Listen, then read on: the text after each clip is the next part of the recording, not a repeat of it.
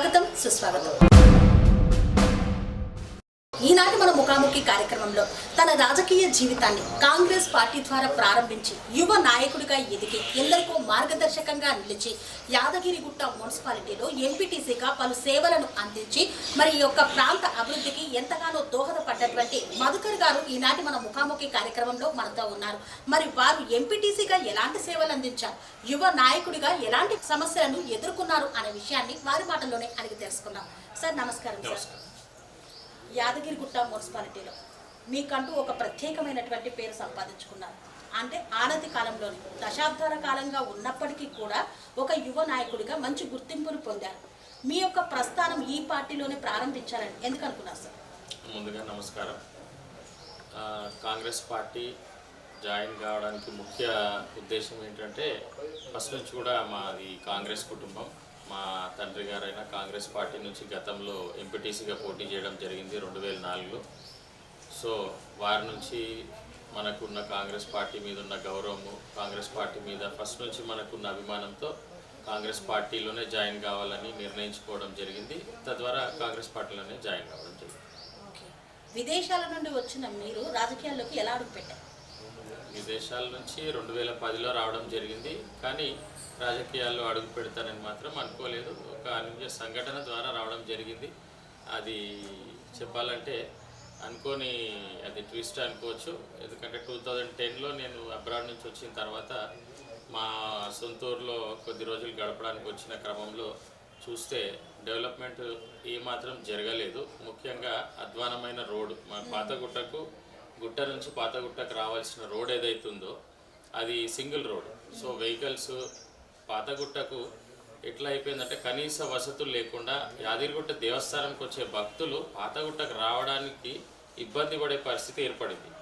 ఆ single road, అది road మొత్తం పాడైపోవడం, ఆ భక్తులు రావడం మొత్తం తగ్గిపోయి, వ్యాపారాలు తగ్గిపోయి, జనజీవనం స్తంభించిపోయి, షాపులు దుకాణాలు నడవక ఇబ్బందులు పడుతుంటే నా దృష్టికి రావడం జరిగింది. తద్వారా ఏంది ఈ పరిస్థితి, జనాలు గుట్టపైకి వెళ్తున్నారు, అక్కడ నుంచి సురేంద్రపురికి వెళ్తున్నారు తప్ప పాతగుట్టకు రావడం లేదు.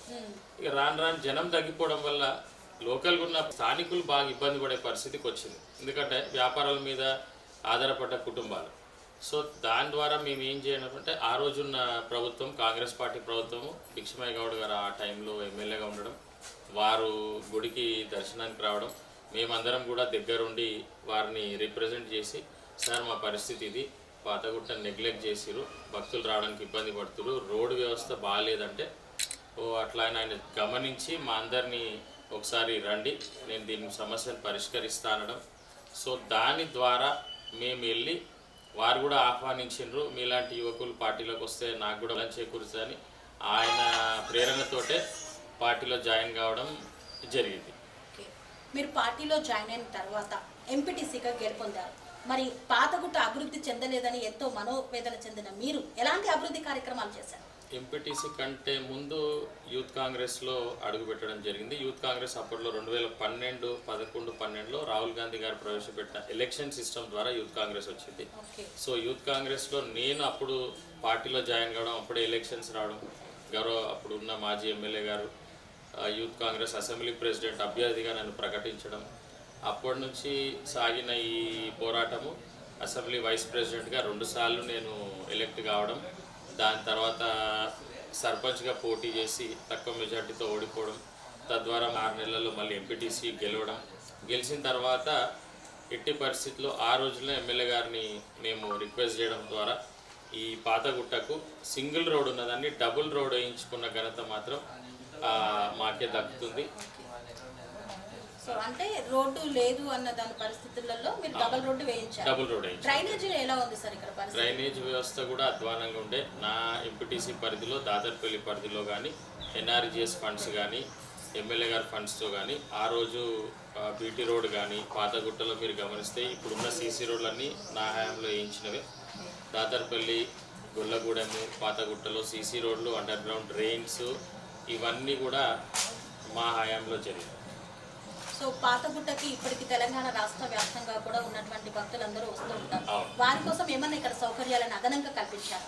అదనంగా అంటే ప్రస్తుతానికి తరతరాలుగా మా వంశము పాతగుట్ట టెంపుల్ ల్యాండ్ ఓనర్స్ మేము. మా తండ్రి గారు ల్యాండ్ డోనర్గా కూడా దేవస్థానంకి డొనేషన్ ఇవ్వడం జరిగింది స్వామివారికి. ఆ ప్లేస్లోనే ఇప్పుడు ప్రస్తుతం స్వామివారి కళ్యాణం జరుగుతుంది. అది మా అదృష్టంగా భావిస్తాం. అన్ని వసతులను కూడా మేము నా శక్తికి మించి రోడ్లు కానీ, సీసీ రోడ్లు కానీ, స్ట్రీట్ లైట్స్ కానీ మన హయాంలో వేయించడం మాత్రం జరిగింది. ఇప్పుడు ప్రస్తుతం మున్సిపల్ ఎన్నికలు జరుగుతున్న నేపథ్యంలో యాదగిరిగుట్ట మున్సిపాలిటీలో 9వ వార్డు కౌన్సిలర్గా మీ సతీమణితో నామినేషన్ దాఖలు చేయించారు. సో మరి ఇంకా ఇక్కడ ఎలాంటి అభివృద్ధి కార్యక్రమాలు చేయబోతున్నారు? అభివృద్ధి నేను ఎంపీటీసీ 2014 నుంచి 19 వరకు టర్మ్ అయిపోయిన తర్వాత మున్సిపాలిటీలో మా పాతగుట్టను తీసుకెళ్ళి యాదగిరిగుట్ట మున్సిపాలిటీలో కలపడం జరిగింది. కానీ ఆ టర్మ్లో మనము కొన్ని కారణాల వల్ల పోటీలో లేని కారణంగా అలయన్స్లో కమ్యూనిస్ట్ పార్టీ అభ్యర్థికి రావడం, ఆ రోజు నుంచి ఈ రోజు వరకు మరి చూసుకుంటే చెప్పాలంటే అభివృద్ధి మొత్తం కుంటుపడింది. ఏమాత్రం అభివృద్ధి నేను ఎంపీటీసీ ఉన్నప్పుడు చేసిన అభివృద్ధి తప్ప ఇప్పటి వరకు మళ్ళీ అదే డబుల్ రోడ్ కానీ నేనే వేసిన తప్ప కనీస వసతులు కానీ, మళ్ళీ మెటల్ రోడ్ కానీ, మళ్ళీ రోడ్ వేయడం కానీ, దానిపైన ప్యాచ్ వర్క్ కానీ, అండర్ గ్రౌండ్ డ్రైన్స్ కానీ ఏమీ డెవలప్మెంట్ జరగలేదు. సో దానివల్ల ఈ అభివృద్ధి మళ్ళీ కుంటపడింది. ఇది అభివృద్ధి జరగలేదు, 5 సంవత్సరాలు మళ్ళీ మనం వెనుకపోయినామని తప్పనిసరి పరిస్థితుల్లో ఖచ్చితంగా అభివృద్ధి మళ్ళీ మనం వచ్చి చేయాల్సిందే అన్న ఒక సంకల్పంతో ఈ ఎన్నికల్లో నిలవడం జరిగింది. అంటే నెక్స్ట్ మీరు కౌన్సిలర్ అభ్యర్థిగా గెలిస్తే మీ సతీమణి ఏం చేద్దామని ఒక ప్రణాళిక అయితే రాసుకొని ఉంటారు కదా, ఇంకా మీరు ఇక్కడ ఉన్నటువంటి ప్రధానంగా గుర్తించిన సమస్యలు ఏంటి? మా సతీమణిని ఈ పోటీ చేయించడంలో ముఖ్య కారణం ఏంటంటే, ఫస్ట్ ఆఫ్ ఆల్ తను ఒక ఫార్మసీ గ్రాడ్యుయేట్, హైలీ క్వాలిఫైడ్. నేను రాజకీయంగా నన్ను దగ్గర నుంచి ఎంపీటీసీ సర్పంచ్ అప్పటి నుంచి దగ్గరగా గమనిస్తుంది. ఏమేమి కార్యక్రమాలు ఏది ఎట్లా అనేది ఆమె గమనిస్తుంది. మేము అనుకున్నది ఏంటి అంటే, ఇప్పుడు నేను అప్పుడు 2013లో వేయించిన రోడ్డు తప్ప మళ్ళీ ఇప్పటి వరకు టీఆర్ఎస్ హయాంలో 10 సంవత్సరాల్లో పాతగుట్టకు జరిగింది ఏమీ లేదు. రోడ్డు వర్క్ కానీ, సీసీ రోడ్లు కానీ, బీటీ రోడ్డు కానీ ఏది జరగలేదు. అభివృద్ధి మళ్ళీ యథావిధి స్థానానికి వచ్చింది.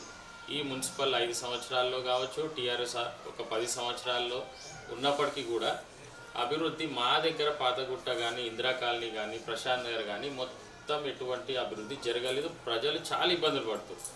సో మనం వేసుకున్న ప్రణాళిక ఏంటంటే, మొదట పాతగుట్టను తీసుకుంటే అయితే మేము ఎమ్మెల్యే గారితో మాట్లాడి 60 ఫీట్ల రోడ్డు శాంక్షన్ చేయించుకోవడం జరిగింది. అది పాతగుట్ట టెంపుల్ నుంచి యాదగిరిగుట్ట వరకు డబుల్ రోడ్డు, అది కూడా 60 ఫీట్ల రోడ్డు. ఇప్పుడు 50 ఫీట్ల రోడ్డుతో మేము వేయించుకోవడం జరుగుతుంది. ఆ గౌరవ ఎమ్మెల్యే బీర్లేల గారు వారి సహకారంతో. రెండవది ఏమొచ్చిందంటే, మాకు అంగన్వాడీ బిల్డింగ్ అనేది మహిళలకు లేదు, చాలా ఇబ్బంది పడుతున్నారు. పెన్షన్స్ తీసుకోవడానికి కానీ అంగన్వాడీకి ఎటువంటి వాళ్ళకు ఒక ప్లేస్ లేదు. సో నేనేం చెప్పానంటే, మహిళల కోసం ఒక అంగన్వాడీ బిల్డింగ్ కట్టియడము, ఒకటి రోడ్స్ కానీ, అండర్ గ్రౌండ్ డ్రైన్స్ కానీ, సీసీ రోడ్లు కానీ, ముఖ్యంగా దొంగతనాలు కాకుండా టెంపుల్ ఏరియా కాబట్టి సీసీ కెమెరాస్ పెట్టియడం కానీ, మౌలిక వసతులు అన్నీ ఖచ్చితంగా చేస్తామని ఒక ప్రణాళికతో ఉన్నాం. సో మీకు ఇక్కడ ఆలేరు నియోజకవర్గ శాసనసభ్యులు బిర్లా ఐలయ్య మధ్య ఉన్నటువంటి సంబంధం ఎలా? ఐలయ్య గారికి మాకున్న సంబంధం ఎమ్మెల్యే అనడం కంటే ఒక స్నేహపూర్వక సంబంధం. నాకు ఒక దగ్గర ఫ్రెండ్ ఐలయ్య గారు మేము కలిసి రాజకీయంగా మేము స్టార్ట్ చేసిన టైంలో నేను వారితో కలిసి ఎంపీటీసీగా సహచరుణ్ణి. అది ఆయన మాకు ఇప్పుడు ఎమ్మెల్యే కావడం మాకు చాలా గొప్ప అదృష్టంగా భావిస్తున్నాం. ఎందుకంటే 2014లో ఇద్దరం ఒకటేసారి పోటీ చేయడం జరిగింది. కలిసి 5 సంవత్సరాలు మేము ఎంపీటీసీగా చేయడం. అంతకంటే ముందు వారు మండల్ పార్టీ ఉన్నప్పుడు కూడా మేము అసెంబ్లీ ప్రెసిడెంట్గా ఉండడం. మా జర్నీ ఎప్పుడు ఫ్రెండ్లీగానే ఉంది. అదే నమ్మకంతో కూడా మా గౌరవ ఎమ్మెల్యే గారు నన్ను మళ్ళీ ఎట్టి పరిస్థితుల్లో ఏదేమైనా నువ్వే ఉండాలి పోటీలో అని చెప్పడము. తద్వారా మనము ఎమ్మెల్యే గారికి నాకున్న ఫ్రెండ్షిప్ కూడా చాలా బలంగా ఉంటుంది. ఎందుకంటే మేము ఆయనను చాలా బాగా కష్టపడి గెలిపించుకున్నాం. మంచి మెజార్టీతో గెలిపించుకోవడం జరిగింది.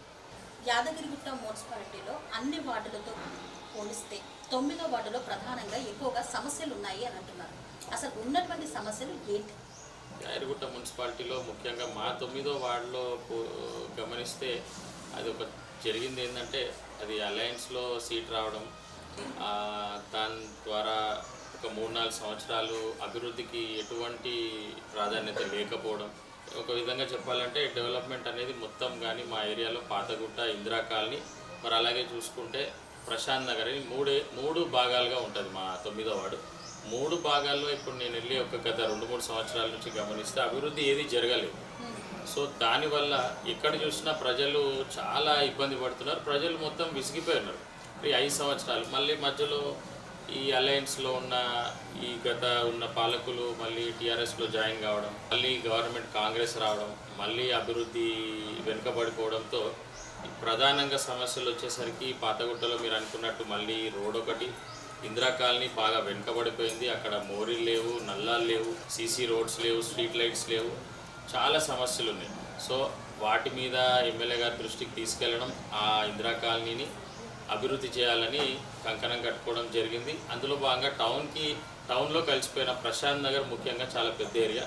అక్కడ కూడా మురికి నీళ్లు రోడ్డు మీదకి రావడం, సీసీ రోడ్లు లేకపోవడం, అండర్ గ్రౌండ్ డ్రైనేజ్ సిస్టమ్ లేకపోవడం, సీసీ కెమెరాలు, మళ్ళీ పెన్షన్లు కూడా అర్హులకు రాకపోవడంతో ఖచ్చితంగా అర్హులకు పెన్షన్లు ఇవ్వాలి, ఈ అభివృద్ధిని మళ్ళీ పరిగెత్తించాలనే దృఢ సంకల్పంతో ఈ ఏరియా మొత్తాన్ని ఖచ్చితంగా అభివృద్ధి చేయాలి. గౌరవ ఎమ్మెల్యే గారు ఫుల్ సపోర్ట్ మాకు ఇస్తున్నారు కాబట్టి ప్రభుత్వ పథకాలను ప్రజల్లోకి బలంగా తీసుకెళ్ళాలి. ఒక ఎమ్మెల్యే కాకుండా ఒక సామాన్య పౌరుడిగా ప్రతి నిత్యం ప్రజల్లో అందుబాటు ఉండే ఎమ్మెల్యే ఎవరైతే ఉన్నారో అని అనుకుంటే నల్గొండ జిల్లా ఈ తెలంగాణలో బీర్లయ్య గారికే దక్కుతుంది. ఎందుకంటే 50,000 మెజారిటీతో గెలిచిన మా ఎమ్మెల్యే గారు ఒక కుర్రాళ్ళలాగా రోడ్డు మీద ప్రతి ఓటర్ని పలకరిస్తూ డోర్ టు డోర్ క్యాన్వసింగ్ చేయడము, అభివృద్ధికి హామీ ఇవ్వడంతో ఖచ్చితంగా ఈ ఎలక్షన్స్లో మేము గెలిచి ఎట్టి పరిస్థితుల్లో అభివృద్ధి వెనుకబడున్న ఈ 9వ వార్డుని అభివృద్ధి పదంలో తీసుకెళ్తామనే నమ్మకము మా సతీమణి ద్వారా మేము చేస్తామని దృఢ సంకల్పంతో ఉన్నాం. కాంగ్రెస్ ప్రభుత్వం అధికారంలోకి వచ్చి 2 సంవత్సరాలు పూర్తయింది. ఈ 2 సంవత్సరాలలో మరి యాదగిరిగుట్ట మున్సిపాలిటీకి ఎలాంటి అభివృద్ధి జరగలేదు?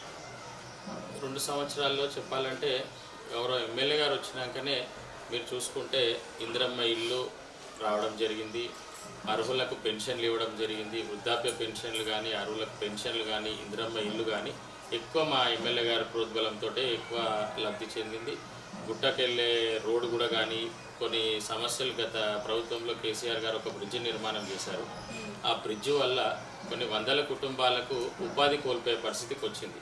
సో మొన్న గౌరవ ఎమ్మెల్యే గారు మా మినిస్టర్ గారు R&B మినిస్టర్ వెంకటరెడ్డి గారికి వినతిపత్రం అందజేసి రిక్వెస్ట్ పెడితే ఎమ్మెల్యే గారు ఆధ్వర్యంలో గౌరవ మినిస్టర్ గారు ఆ బ్రిడ్జిని కూడా తొలగించి అందరికీ ఒక బ్రతుకు తెరువు ఏర్పాటు చేయడం ఈ రీసెంట్ టైమ్స్లో జరిగింది. మేము చాలా అభివృద్ధి బాగా జరుగుతుంది, వాళ్ళ స్థానికులకు ఒక జీవనోపాధి ఉంటుందని మేము నమ్ముతున్నాం.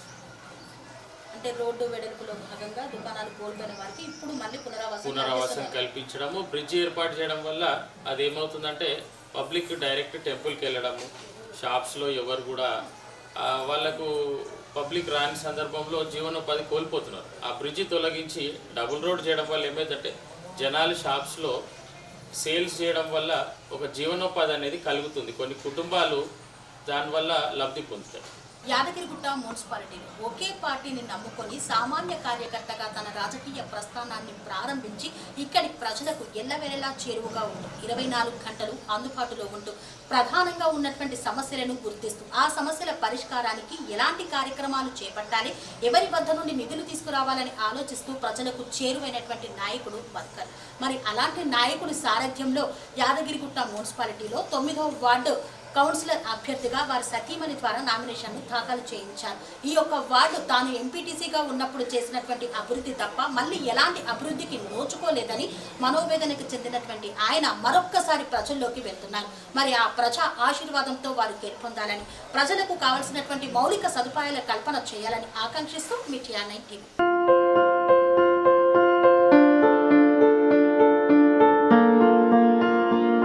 సంస్కృతి సంస్కృతి సంప్రదాయం, ప్రేమ, ఆప్యాయత, రాజసం ఉట్టిపడే వేడుకలకు అనువైన ప్రదేశం MLN కన్వెన్షన్ హాల్. కని విని ఎరుగని రీతిలో జరిగే మీ ఇంటి కళ్యాణ వైభోగానికి అందమైన కళ్యాణ వేదిక MLN convention hall. MLN convention hall ప్రత్యేకతలు: సువిశాలమైన wedding halls, centralize AC banquet hall మరియు విశాలమైన డైనింగ్ హాల్, వధువరుల కోసం ప్రత్యేక AC మరియు నాన్ AC గదులు, నక్షత్రాల వెలుగులో పచ్చని పచ్చికపై పార్టీల కోసం అనువైన గార్డెన్. MLN కన్వెన్షన్ లో CCTV పర్యవేక్షణతో పూర్తి భద్రత, 2000 వాహనాలు పార్కు చేసేందుకు సువిశాల పార్కింగ్ సౌకర్యం. మీ ఇంట జరిగే అన్ని శుభకార్యాలకు, పెళ్లి, reception, engagement, birthdays, get together, corporate events, ఏ ఇతర శుభకార్యాలకైనా అందమైన వేదిక MLN కన్వెన్షన్ హాల్. బుకింగ్ కోసం సంప్రదించండి 7550438888 మరియు 7550428888. మా అడ్రస్ చీర్యాల లక్ష్మీ నరసింహస్వామి దేవాలయం ప్రక్కన, near outer ring road, Keesara junction, Cheeryal గ్రామం, మేడ్చల్ జిల్లా.